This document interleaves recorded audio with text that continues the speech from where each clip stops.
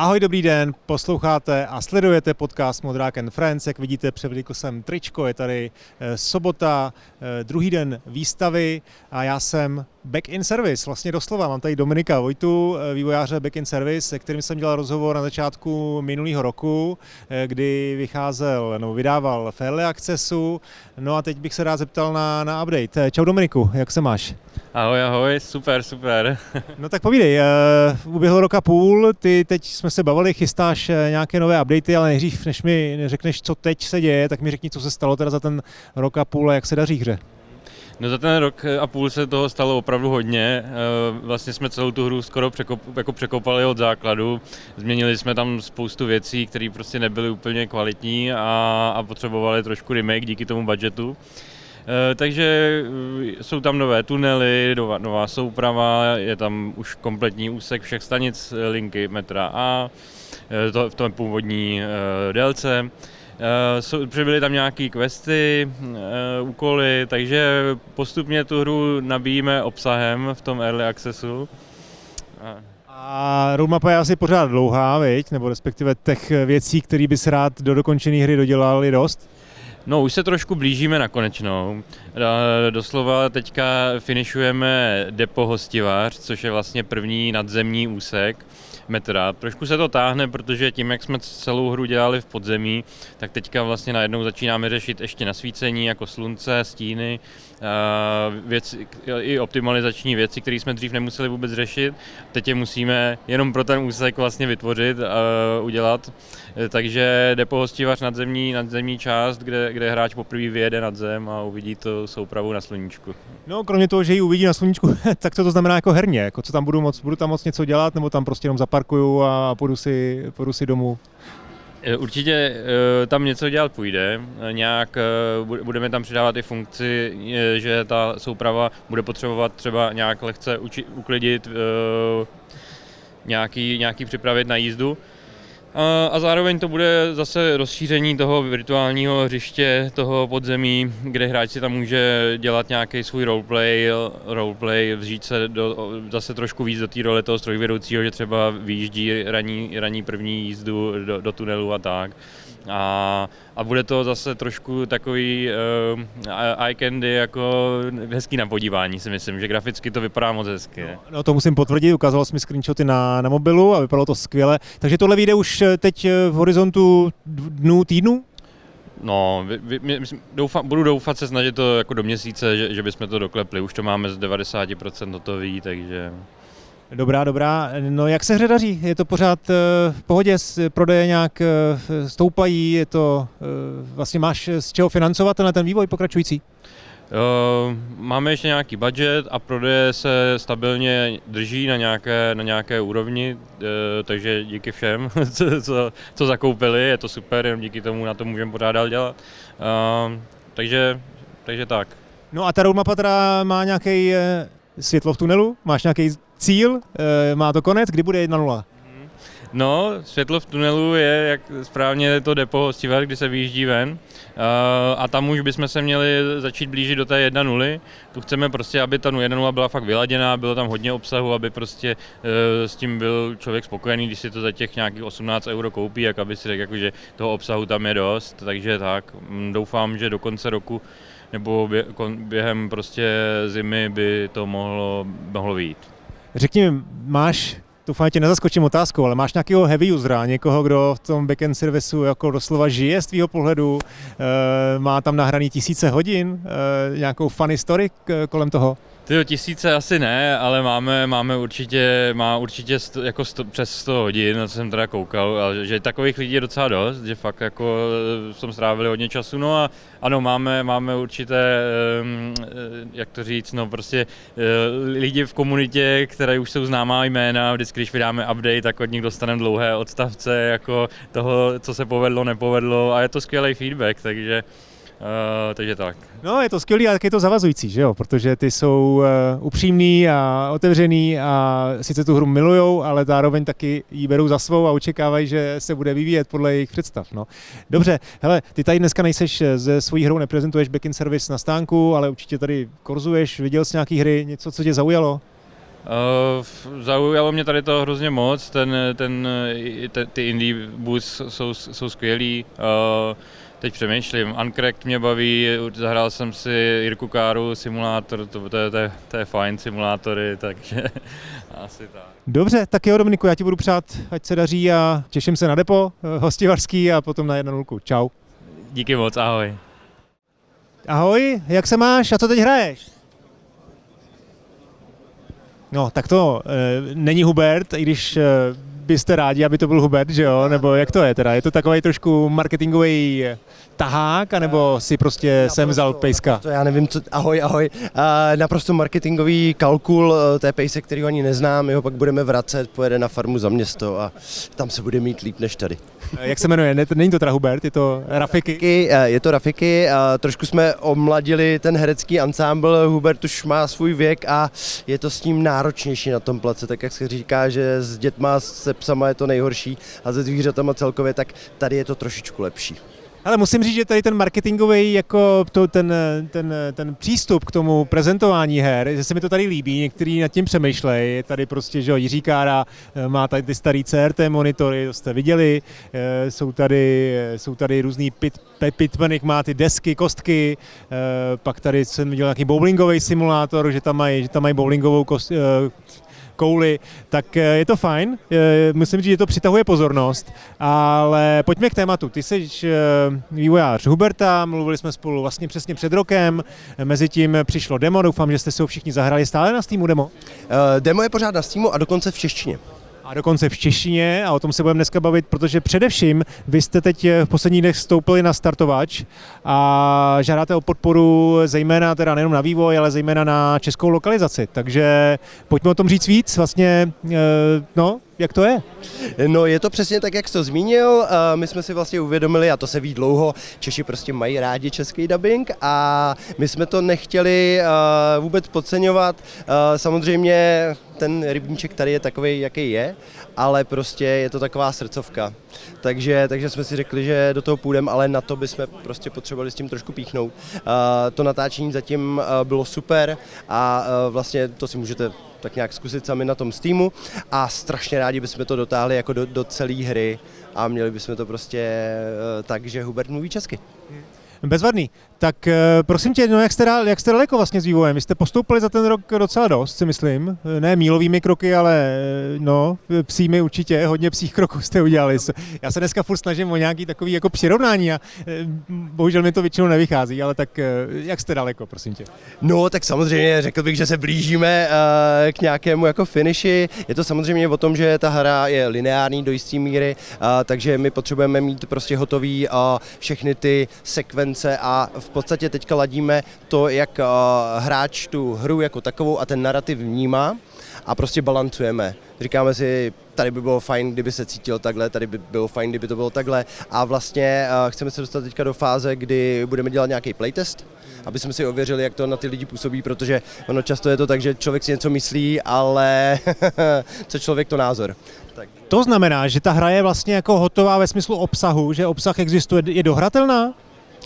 No, to se snažíme, to je taková jako myšlenka, která možná určitě není naše, ale přišla nám strašně fajn, že jakkoliv by ta hra měla být prostě v jakýkoliv stádiu, tak pokud se dostaneme do momentu, kdy je prostě od začátku do konce dohratelná, i kdyby prostě člověk přišel na louku a tam žádný ovečky nebyly a bylo tam napsáno, tady budou ovečky, tak je to vlastně v pohodě a dá se zmáčknout jedno tlačítko a to vás posune dál, tak tohle se snažíme jakoby držet. Takže, a ne teda vždycky to vyjde, a bugy známe všichni, takže teďka je to dohratelný od začátku do konce, ale ten content jako takovej, tak jak bychom ho chtěli, tak tam ještě není a to právě řešíme. Jestli tady bude tohle, tady bude tamto a jak to na lidi působí a tohle potřebujeme vybalancovat. No to je to vlastně to nejdůležitější, tak říkajíc, jo, a ty mechaniky tam taky jako víceméně nějakým způsobem máte, ladíte všechno, no a dokážeš odhadnout, jestli to vůbec dá odhadnout, kolik teda času vám zbývá do konce?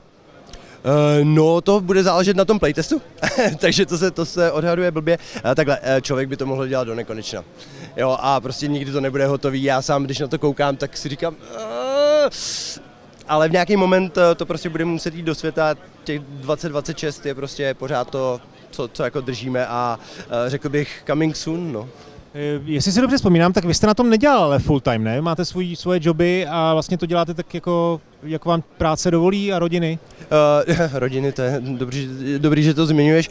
Je to tak, akorát teda v poslední době jsme si uvědomili, že v podstatě mít takovou schizofrenii a skákat jako z projektu na projekt a dělat práci pro klienta, dát si kafe a od 6. hodiny potom jako do půlnoci dělat Huberta je sice jako možný, ale není to asi jako pro všechny ani pro tu hru jako dobrý, takže teďka jsme se plně zaměřili na to, že to prostě dotáhneme a jsme plně fokusovaní.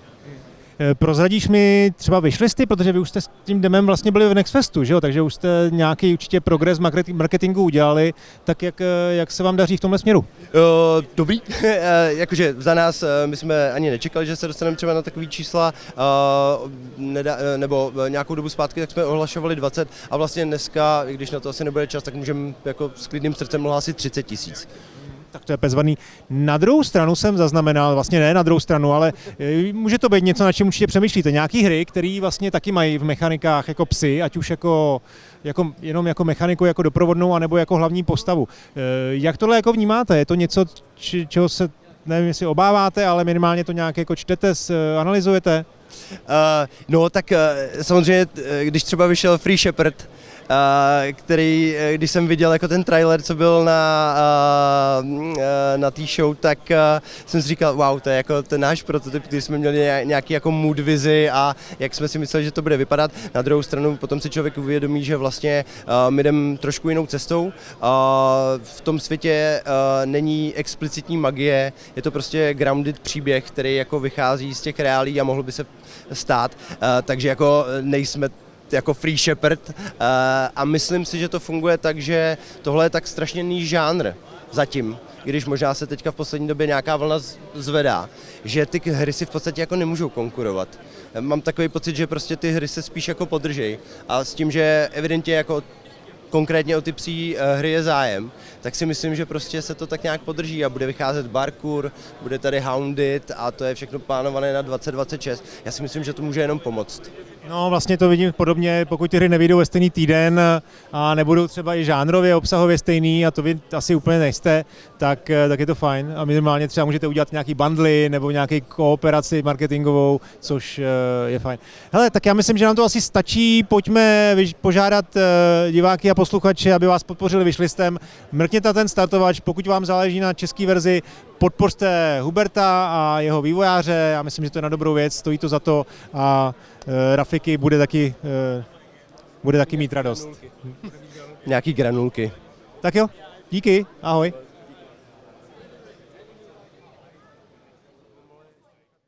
Ahoj, dobrý den, tohle jsou rozhovory, které jsem natočil na Game Accessu 2026. Jsou součástí mého podcastu Modrák & Friends, kde se věnuju hrám, hernímu vývoji, retrohrám i herní kultuře, prostě všemu, co mě zajímá.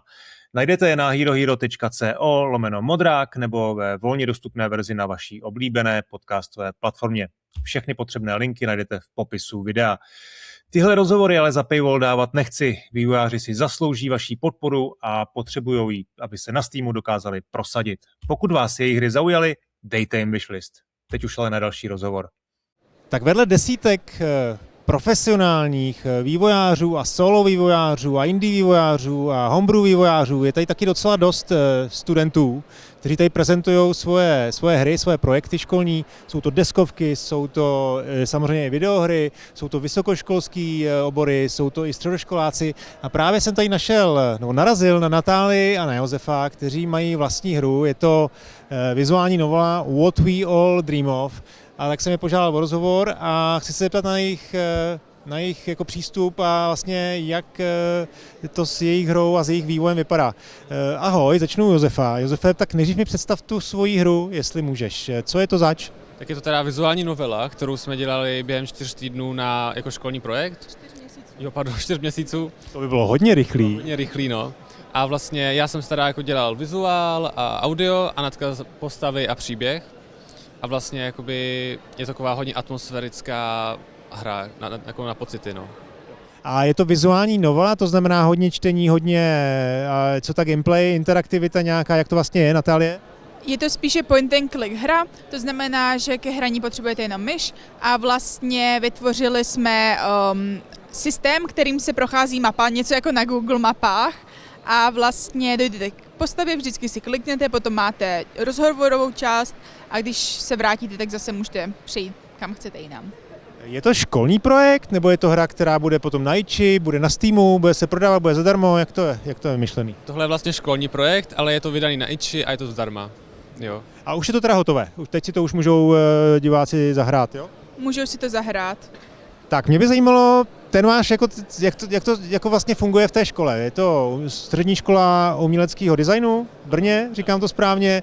Hry jsou její nedílnou součástí, integrální, hlavní součástí, nebo to je jenom jeden z předmětů? My jsme vlastně jakoby obor Game Art, tam jsou jako různý zaměření a my právě studujeme ten Game Art, kde vlastně se zabýváme tou tvorbou těch her a učíme se vlastně, jak to dělat, ano. Takže od začátku do konce, a nemusí to být nutně vizuální novela, vaši spolužáci dělají jiné hry, dělají třeba jako arkádové střílečky, jo? Jo. To záleží, na který je to rok a na co se zaměřujeme. Jako učíme se postupně, takže jsme začínali třeba point and click hrami, pak jsme se přesunuli na 3D a učili jsme se a vlastně v těch pozdějších rokách, my jsme ve třeťáku, tak jsme si mohli vybrat, co budeme dělat a my jsme si zrovna tedy vybrali, že budeme dělat toto, ale jinak pokud by chtěl někdo něco jiného, tak si může klidně vybrat, že bude něco jiného. Vy to děláte ve dvojici, nebo možná ještě máte třetího ve dvojici, jo? Jeden náš spolužák měl commission, že bude dělat vlastně ty artíky na postavy, takže on vlastně kreslil postavy, ale jinak to byl jenom takový side projekt pro něho. To znamená, vaši spolužáci dělají svoje jiné hry a vy asi spolupracujete nějak, testujete si to navzájem, dáváte si feedback, jo? Je to tak, vlastně každý dělá to, co ho vlastně zajímá a my jsme teda dělali tu hru a někteří dělají třeba designy postav, level design, někdo dělá spíš jako programování a každý si vlastně vybere to, co ho baví.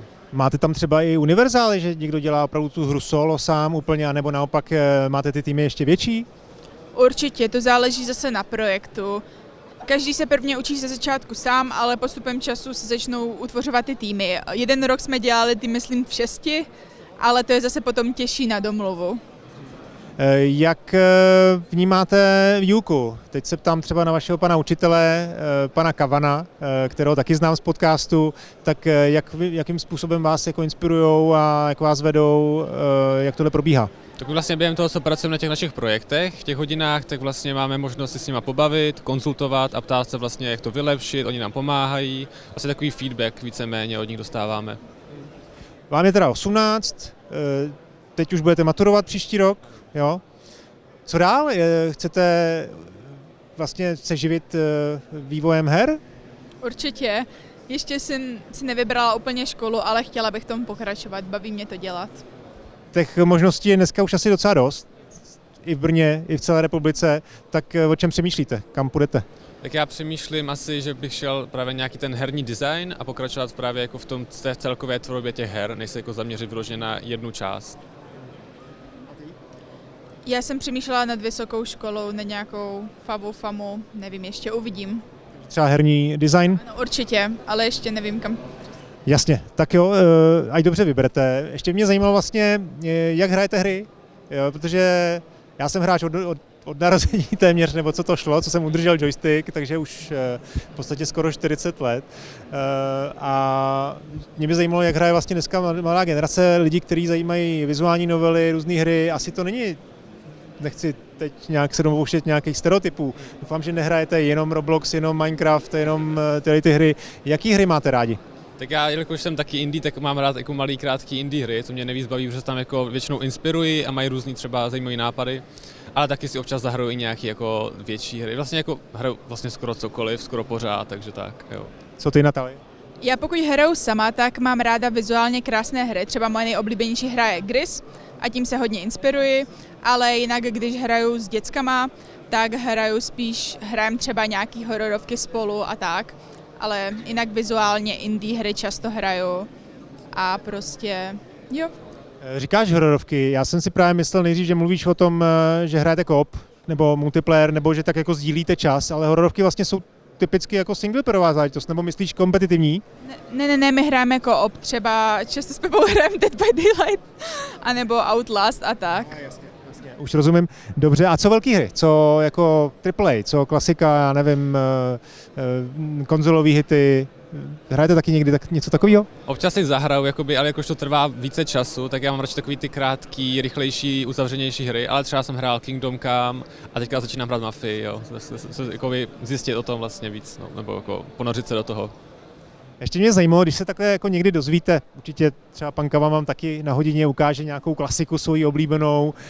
Co si myslíte o hrách třeba z 90. let, jako starých hrách? Je to pro vás už něco neuchopitelného, nepředstavitelného, že byste to dokázali, že už jako byste to nehráli, třeba i kvůli té grafice? To určitě ne, já jsem byla i na výstavě starších her a zkoušela jsem hrát na různých starších automatech, co tam vystavovali a řekla bych, že mě to bavilo, jako byl to nezvyk, ale strávila jsem tam dlouho.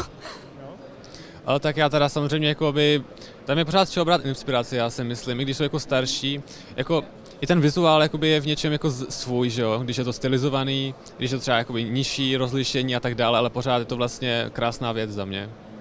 A takhle vás trošku zpovídám, ale zajímá mě to, co mobilní hry? Co ty dopaminové bomby, jako je rvá do sebe různý ty pop-upy a achievementy, Bralko. Moji synové hrajou Bralko, tak co?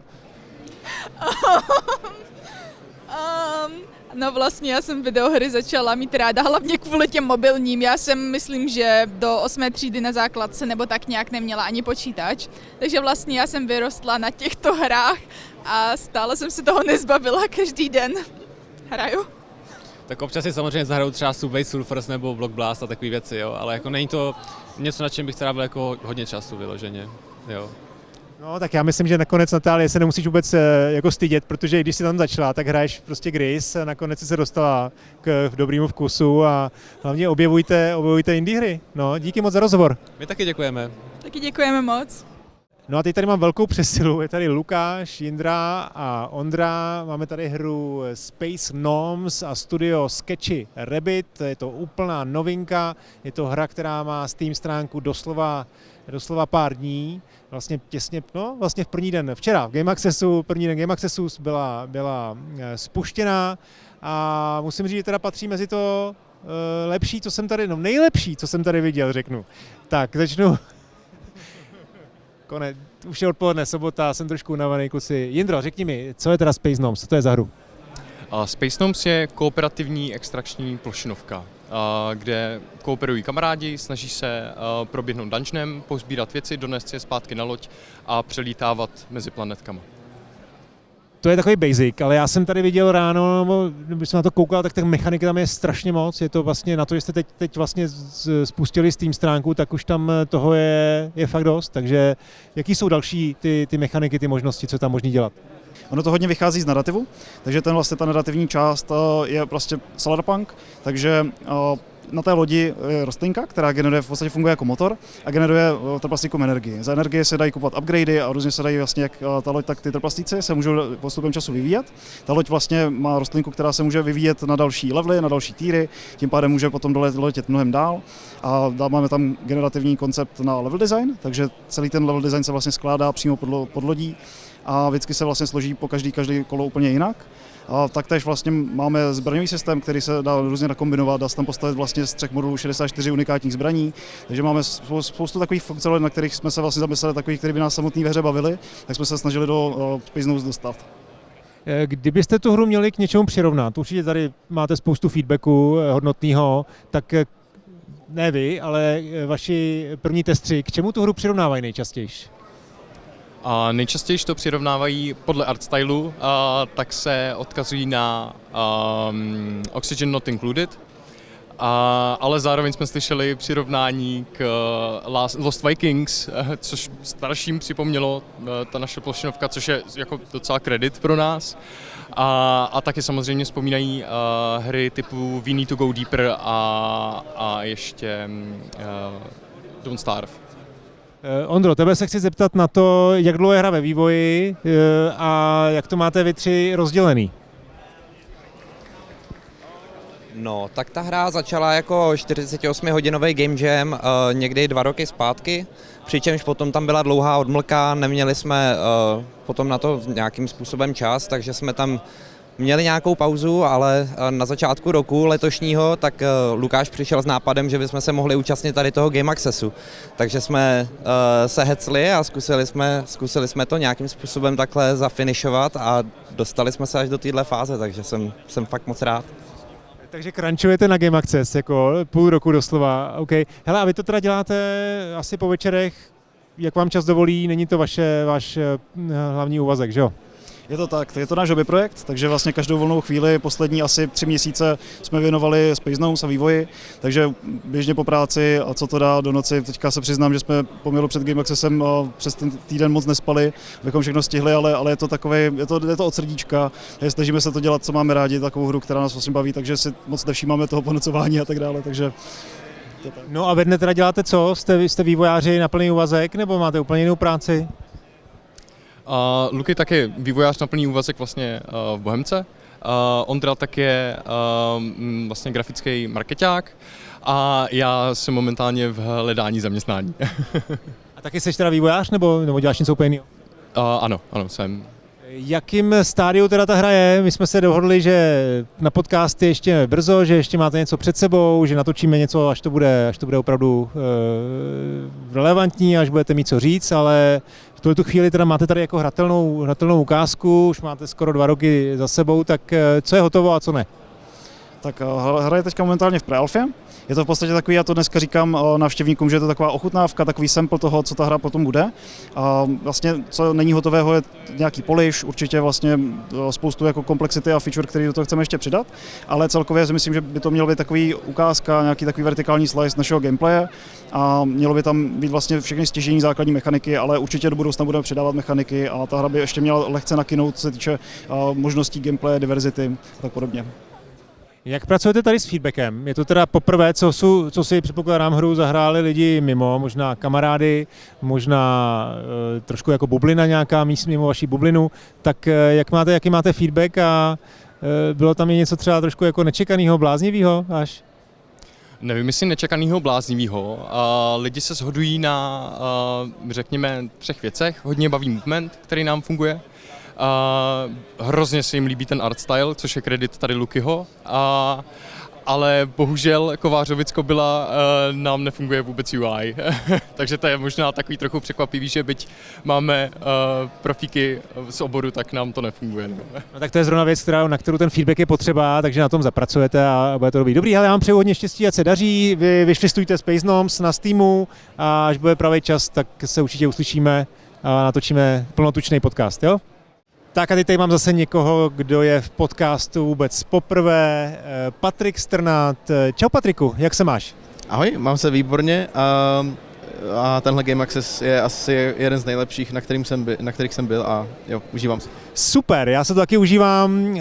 Ty tady máš hru Delivery Time, já bych ale začal tvým představením. Ty seš, tady vidím na tvém badži, seš senior gameplay programátor v Madfingeru. Takže děláš ve dne na Greyzone a po večerech na svý hře? Jo, je to přesně tak, takže po večerech, po víkendech si dělám takovou nostalgickou bombu a přes den dělám na Greyzoneu gameplay kód. No, nepřijdeš mi zas tak starý, abys dělal nostalgickou bombu z PS1 éry. Je to zdání klame, nebo tak nějak hraješ na té staré konzoli rád? Ročník 97, takže já jsem se přímo jako narodil do éry PS1. Chvilku to trvalo, než jsem si na ní mohl zahrát, ale opravdu byl jsem obklopený prostě PlayStation 1, 2, dosovkama. Takže největší inspirace je právě Crash Team Racing, Crazy Taxi a tak. A doma jsme tím byli obklopeni, protože tačka opravoval počítače a vždycky donesl dom nějakou konzolku, takže odmala jsem se do toho úplně narodil prostě hnedka. No, OK, dostaneme se k těm detailům, ale řekni mi celkem Delivery Time, co je to vlastně za hru, co je to za žánr, co mě tam čeká, co je ten hook? No, je to mix mnoha starých her, které mě prostě jako bavily, když jsem byl malý. Je to hlavně rychlý závodění jako v Crash Team Racingu, je to zběsilý jako ježdění po městě jako Crazy Taxi a hlavně to je ten takový twist, dělání triku jako v Tony Hawkovi, ale ne na skateu, ale vyloženě v té malé dodávce, ve které jedeš a je tvoje práce jakoby dodat celému městu balíčky včas, ale udělat to se stylem, takže musíš právě jezdit po zábradlíčkách, musíš dělat drifty a tak. takže musíš si získat tu přízeň lidí, kteří používají nějakou jinou dodávkovou službu prostě a musíš je zaujmout s tím, že to fakt děláš se stylem prostě. No, takže říkal jsi ten mix. Crash Team Racing je handling, jo? Jak jsi to vlastně ladil, protože to není úplně jednoduchý chytit takový arkádový handling. No, jakoby naštěstí mám doma hodně retrokonzolí, samozřejmě pár PlayStation 1, takže když jsem si prostě na druhém monitoru nebo spíš CRTčku fakt zapnul ten Crash Team Racing, tak se ladí nejvíc, tak se ladí nejlíp. Mohl jsem se samozřejmě jen podívat na pár videí, ale když to má člověk v ruce a já to hraju tradičně, každý rok si prostě zapnu Crash Team Racing a sjedu to celý, tak jsem mohl podívat se semka, trošku poladit fyziku, zahrát si chvilku Crash Team Racing a takhle jsem cílil toho, že se to opravdu hraje jak 1:1 jako Crash Team Racing. No zní to jednoduše, ale to je asi docela dlouhý proces, že jo? Jo, je to stále A, B pořád, ale dost mě to bavilo. Celý život jsem chtěl, ať někdo udělá jakoby další Crash Team Racing nebo něco, co se ovládá podobně a nenašel jsem nic takového, tak si to udělám. To je handling, ale jako herně to vlastně s Crash Teamem moc společného nemá. Já tam vidím spíš moje oblíbené Crazy Taxi v té struktuře hry, v tom open worldu, kde máš jednotlivý nějaký teda zakázky. Je to tak? Jo, je to, že ano, zároveň jsem chtěl udělat Crash Team Racing pro lidi, co hladověli po dalším Crashi a 25 let nic, ale nechtěl jsem udělat jako kopii prostě, tak jsem si řekl, že to právě spojím x her z té éry a udělám to trošku zajímavější, že nemusíš jen jet po silnici nebo jet normálně jako, jak se mu říká, jako circuit, ale spojit ježdění po tom městě, plnění nějakého úkolu, jako v Crazy Taxi, ale ovládání mě vždycky bavilo jako Crash Team Racing, takže hraje se to jako Crash Team Racing, jako ovládá se to jako Crash Team Racing, ale je to trošku, jsou tam přidané trošku zajímavé elementy z jiných her, ať prostě to je trošku unikátnější hra.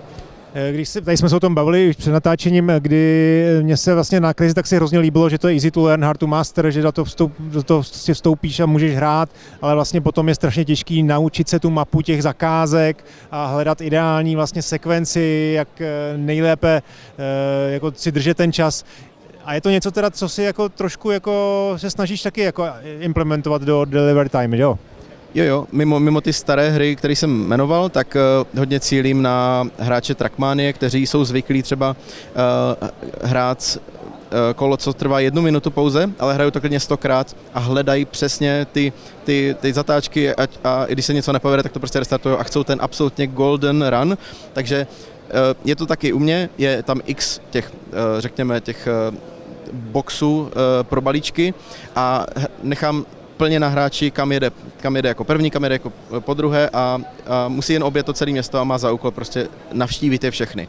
Takže po několika ranech si člověk uvědomí, aha, je lepší jet tudy a pak tudy a sám si přijde na ten nejlepší run prostě a v tom je kus té zábavy prostě, sám si přijít na tu perfektní cestu. No, hrozně se mi líbí, jak na tom přemýšlíš jako z pohledu herního designu, přitom sám jsi programátor. Jak to jde dohromady? Přemýšlíš takhle třeba na Greyzone občas, že? Nebo tam je to, že vedne, že jsi Jekyll a Hyde, jako tak trošku, no jak to je? No, u Greyzoneu tam máme trošku víc jakoby určené ty role, takže tam nad tím zas tak moc nepřemýšlím, tam na to máme tým designerů a už pak implementujeme, ale moje vlastně profesionálnější jako kariéra začala u Fioly s děláním Black Holeu a tam jsem dělal vyloženě prostě ty 2D levely, takže prvně jsem začal tím level designem a vlastně i předtím a proč jsem se dostal vůbec za Fiolou že jsem dělal hodně mapy do portálu a tak, takže level design prostě byl vždycky můj a ten mě bavil, i přesto, že jsem nakonec skončil u programování, tak to ve mně trošku celou dobu jako zůstalo a teď to můžu jako vyjádřit tady v tomhle. No tak to je super. Prosím tě, jak jsi daleko, nebo takhle, ještě se zeptám, je to na jakým to je engineu, jaký máš vlastně teď největší jako výzvy před sebou a jak je ten vývoj daleko, no? Tak dělám si to, jak jsem říkal, po večerech, po víkendech už půl roku teď a tento Game Access mi dal opravdu nesmírně moc feedbacku. Už tak nějak jako vím, co budu dělat, až dojedu domů. Tím, že to je taková jako fakt rekreační aktivita, tak jako ve volném čase, tak bych to viděl aspoň ještě na rok. Je tam potřeba hodně změn level designu, nový mapy a tak dále. Toto je opravdu jenom ochutnávka taková, chtěl jsem opravdu dotlačit to do toho Game Accessu, trošku na sílu, abych dostal ty reakce od lidí. Jinak je to Unreal Engine 5, oholená takový jako fancy featureky, Lumen a tak dále. Je to, asi bych to mohl udělat na čemkoliv, na Godotu, na Unity, ale Unreal Engine je mi hodně vlastní, takže tak jsem zvolil Unreal. Tak Unreal máte na Madfingeru, takže seš tam jako doma. Super, no hele, máš rok před sebou, Steam stránka samozřejmě live, takže prosím vás, vyšlistujte, podporujte.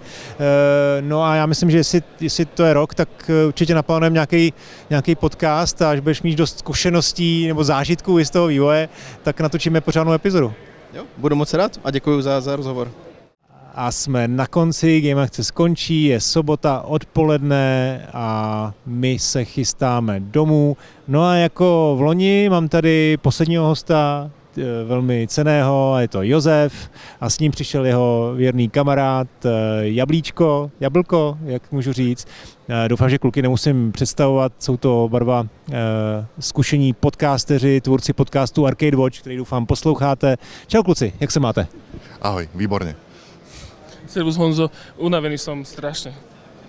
Já taky, máme tady blekotám, už si myslím, že jsem k smíchu, ale tak snad tomu ještě dáme nějakou dynamiku a nějaký obsah zajímavý. Hele, celý pointa tohle je pobavit se o tom, co jsme tady viděli, zahráli, na to se těšíme, co jsme se dali do wishlistů. Kolik jste dali wishlistů schválně? Přiznejte se. 6? Tak nejak tuším. My sme totiž to, že nahrávali rozhovory teraz akurát, proste, že s týmito štúdiami, čiže sme boli tým pohružení, ale vrátim sa k tomu. Keď to budem editovať, všetko vyšlistnem. Ale sprostredkovane sme dali niekoľko ďalších, pretože počas toho, ako nahrávame naše videá, už každému poslucháčovi povieme wishlist now. Jo, takže stovky, tisíce možná. No, kluci, budu vám ten mikrofon podávat, protože jste upovídaný jako zkušený podcastři, takže abyste si to drželi sami, já už to neudržím v té ruce. No, hele, já jsem teda udělal asi 10 přibližně rozhovorů, takže se budu snažit teď trošku napromovat věci, které se nevešly. Z různých důvodů, třeba protože naopak jsou skvělí, ale nechám si to na pořádnou epizodu, anebo mají dokonce do vývoje, do vydání ještě docela dlouho. Ale pojďme to vzít tak nějak trošku bez ledu a skladu. Co vás teda zaujalo? Nejvíc třeba. Tak my sme obrovskí fanúšikovia hry Prší. To je samozrejme akože, to je vysoko položená látka. A čo mňa zaujalo na tom teraz, je, že bolo povedané, že prekopali RPG model, ktorý je vo vnútri tej hry. Čo je presne to isté, čo spravil Cyberpunk. Tým pádom Prší a Cyberpunk je to isté. No ja som dať najväčší shoutout, Honzo, nášmu dobrému kamarátovi, ktorý bol aj u nás v podcaste, Tomáš Vietrovský, Vietrak takzvaný. A on mal vlastne, jak sa volá tá prvá hra? Mykosis, myslím? Myslím, že no. Také niečo o hubách. On je totiž to mikrobiológ. Typek, mikrobiológ, herný, teda bastlič. A on teraz robí hru, že Garden of Ants o takú ako keby simulácia mravcov a ozajstných druhov a to, ako sa správajú v prírode. Strašne sa mi to ľúbi. A on bol na Amaze, Jablčko, a si hovoril, že Nemci boli z neho úplne hotoví, tam z Garden of Ants. Je to tak, no ja som sa vrátil z festivalu Amaze v Berlíne a dominoval, bol pohrúžený, obkolesený všetkými nemeckými fanúšikmi, takže to bude veľká vec, Garden of Ants. Hrozne o tom pekne rozpráva hlavne Tomáš, on je taký, že tým, jak je mikrobiológ, tak on tam vlastne všetky tie vzťahy medzi tými druhmi a v tej prírode to proste to má vyšpekulované, zároveň to má vo vlastnom engine urobené celé, takisto. Taký proste, že pankač, strašne sympatický. Jeho predošlá hra bola plošinovka, ktorú on prirovnáva k Half-Lifeu. Takže sú to veľké veci a robí to hlavne tak, že aby to bolo hrateľné, ale zároveň edukatívne. Takže je to super.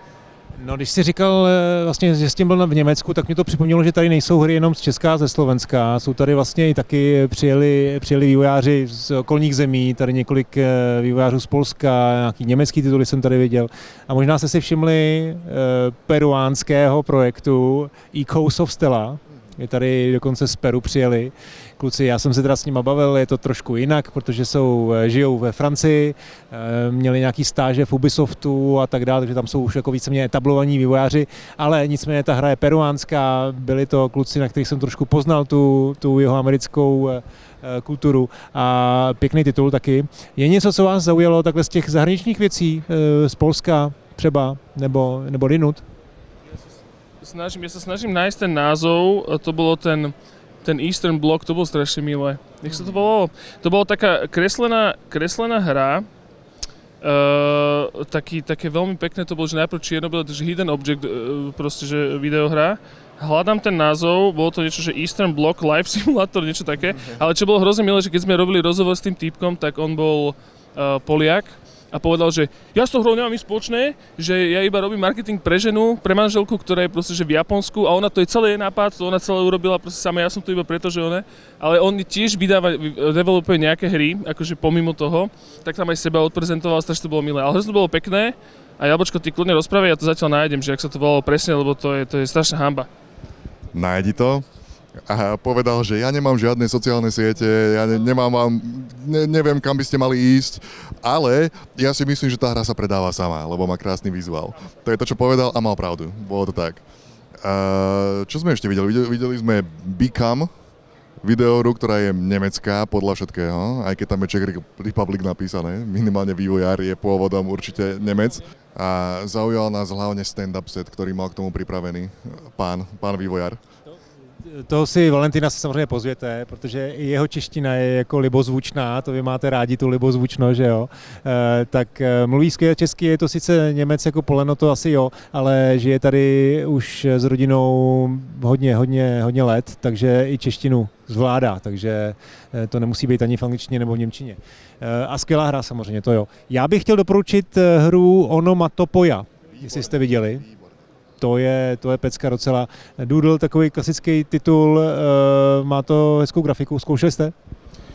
Ja som teraz skúšal Onomatopoju už ešte minulý rok. My teda musíme, disclaimer, akože sú to naši kamaráti, aj Baruš, aj Boris, čo vlastne robia túto hru. Ale tiež sa mi to hrozne páči. Strašne jednoduchá grafika, respektíve jednoduchý ten art style. Zároveň je to vhodné pre decka. Ja som sa začal doma hrať s mojím malinkým synčekom teraz, čiže to je úplne, že hra pre neho, to sa hrozne teším. A aj dobre to je, veľmi to je. A majú vlastne od tohto týždňa majú wishlist, respektíve Steam page, tam sa dá wishlistovať. Baruš hovorila, že už by to celkom čoskoro mohlo mať aj demo nejaké, čiže je to hrozne milé. Taká úplne, že milá drobnosť. Toto Onomatopoja. Objektívne best art na tomto festivale. A hej no, my sme možno medzi prvými, ktorí vôbec mali wishlisty, lebo dozvedeli sme sa o existencii tejto hry na Steame ešte predtým, ako to bolo oficiálne oznámené, takže to je náš disclaimer k tomuto, ale je to nádherná videohra. No, pak je zajímavý tady vidět třeba ty studentské hry, to nevím, jestli jste měli šance vyzkoušet, je tady spousta deskovek, takový jako jednodušší věci, třeba i čovky, ale to určitě taky stojí za zmínku. Co bych ještě poznamenal je, že tady jsou nejenom indie vývojáři opravdu v tom ryzím slova smyslu, kteří si tu hru dělají na koleni po večerech a třeba 5 let, ale taky to jsou často vývojáři a taky to jsou indie vývojáři, jo, vlastně z podstaty. Jsou to vývojáři, kteří přes den dělají nějakým velkým studiu a pak přijdou domů a ještě mají energii na vývoj vlastní hry. Měl jsem rozhovor s vývojářem Delivery Time, který dělá vedle programátora v Madfingeru. Potom bych řekl, no tady by ten seznam mohl být dlouhej a nevím, jestli jste zkoušeli Nuklidín, to je fantastický projekt, který mě samozřejmě zaujal, protože to vypadalo jako na Doom engineu, jo, je to taková jako Doomovka, ale je to jejich vlastní engine, myslím, že to jsou kluci, nebo jeden z nich je z Warhorsu a snad to vzniklo původně jako matfizácký projekt, jako nějaké jako školní zkouška a celý je to o tom, že tam jsou jako portály vlastně, že tam máš takovou jako vlastně mindbending jako mechaniku, že se třeba někdy otočíš za roh a vidíš tam úplně něco jiného, než kudy jsi přišel, že střílíš chodbou a zároveň ty střely ti jdou dozad vlastně, jo, tak no, je to velmi, velmi zajímavý a už to mají taky na Steamu a stojí to taky za wishlist určitě. Bol tu že viacero strieľačiek som si všimol, aj takých akože boomer shooterov alebo čo, bolo hrozne milé, ale teraz som si lebo celý čas pozerám do telefónu, to nie, že by som si tu teraz Instagram pozeral alebo čo, ale pozerám si všetky tie názvy, ale jednu vec som chcel ešte shoutoutnúť veľmi, že je Land of Nod, to sú mimochodom tiež takí ako keby naši z nášho blízkeho okolia, slovenského, bratislavského, Marek a Viktor. Oni robia tú hru, neviem, jak sa volá ich štúdio, to by som si musel pozrieť, ale Land of Nod sa to volá. Electric Rooster.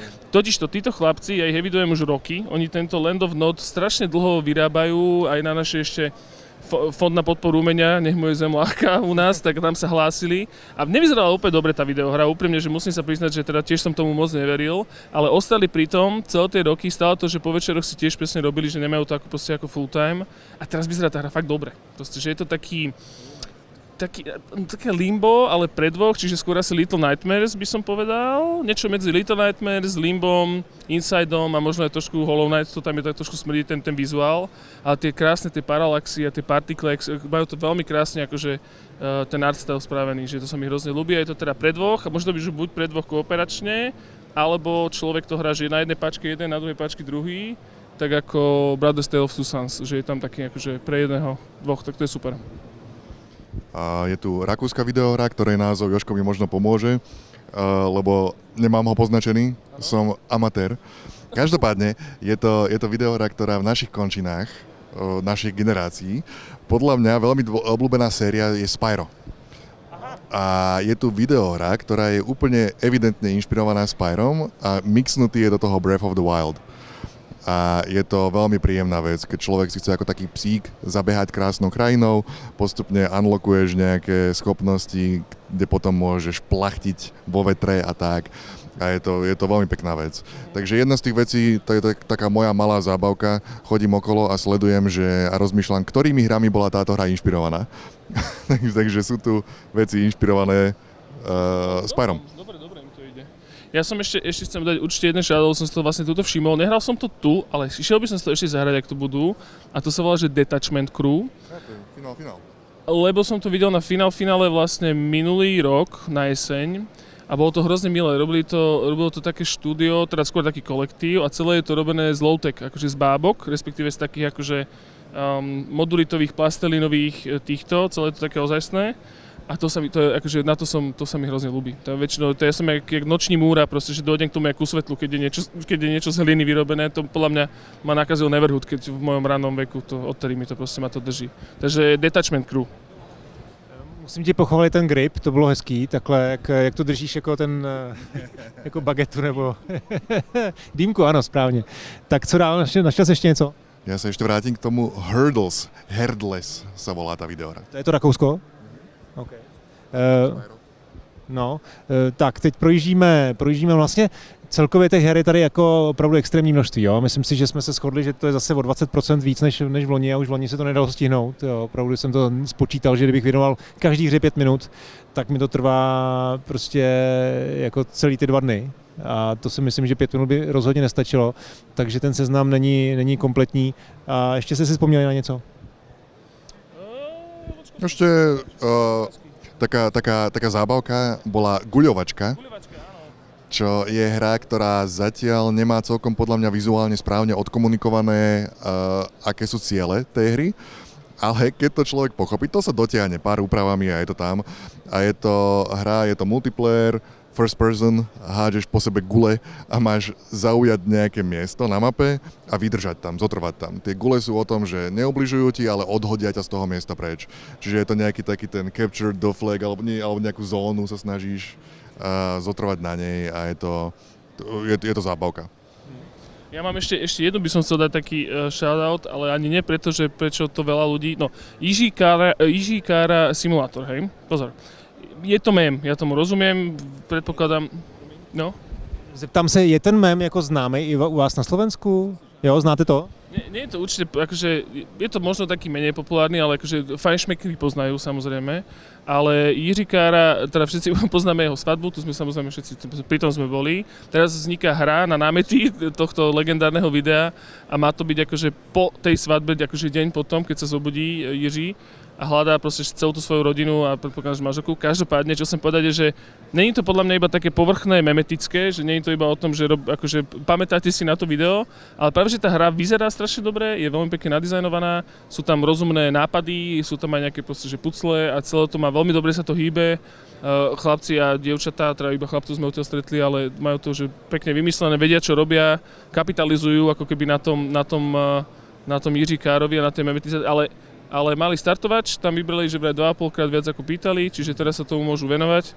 A ja by som teda hovorím, že nehádzal by som to do koša iba toho, že je to tá nejaká nostalgia, že poďme si akože zaspomínať na niečo, čo bolo vtipné, ale práve, že tam v hĺbke sa tam akože nachádza fakt, že zaujímavá hra.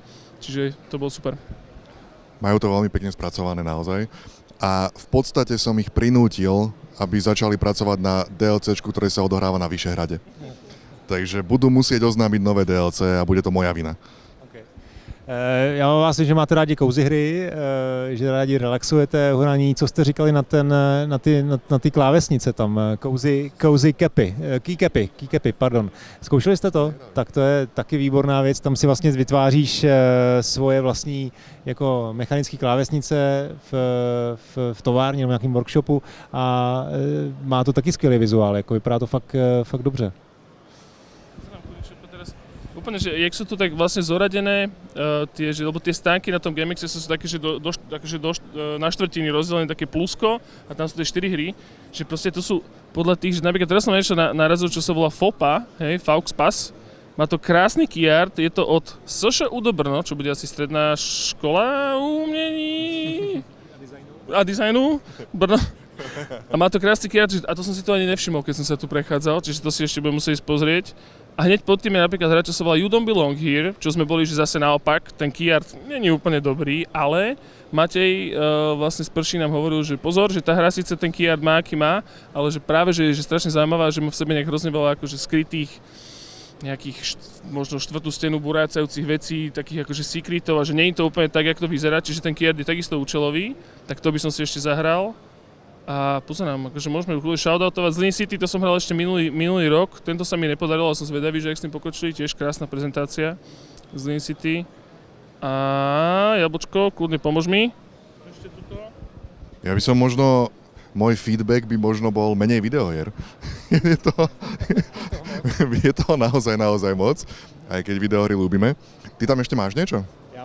Já už ne, teda mám toho hodně, ale už teď bych to nechal být, kuci, protože těch her je fakt, jako ten seznam je dlouhý, já dám do show notes samozřejmě odkaz na Game Access, všechny ty Steam stránky tam asi nezvládnu dát, ale dohledejte si, co se vám líbilo a dávejte ty wishlisty, ne 6, ideálně víc wishlistů, všechny možný. A no, díky za to, že ste sdíleli. Ja som chcel povedať, že všetky tie hry sú vlastne klikateľné na tej stránke. Ja toto mám napríklad strašne rád, že po každom či už Game Jamme, alebo nejakom Amaze, alebo Game Accesse, že si dá ten chill proste doma, sadneš si za počítač a všetky si poklikať, kľudne si popozerať. Väčšina z nich, alebo niektoré z nich majú už dema, alebo playtesty, respektíve tie, čo sú ešte menšie na iči, majú proste nejaké verzie. Že to je strašne príjemné, že dať si takú kávičku, keď ráno, ja neviem čo, vodu, keď večer, alebo čo, nealko pivko, keď večer a iba si sadnú k tomu a normálne si to poprezrieť, jak taký katalóg, proste, že čo sa udialo, takže to odporúčam. Tak to som iba chcel, že určite choďte do show notes. Možno Jozef spraví aj livestream niektorých videohier na Arcade Watch. No, já jsem se o tom bavil s Josefem, že teď se chystá streamovat. Každopádně to byla skvělá call to action, určitě to udělejte a já se těším zase za rok tady, no. Zase tady bude asi víc her, co?